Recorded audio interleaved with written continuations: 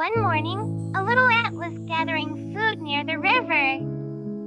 The ant said, "Just one more grain, then I'll back to home." Suddenly, a huge wave swept the ant away. The ant shouted, "Help! Help! I can't swim!" From a tree above, a kind bird saw the ant struggling. The bird said, "Hang on, little one." The bird dropped a leaf into the water. The ant climbed on and floated safely. "Thank you so much. You saved my life." Days later, the ant saw a hunter aiming a slingshot at the bird. The ant quickly bit the hunter's foot. Ouch! Ouch!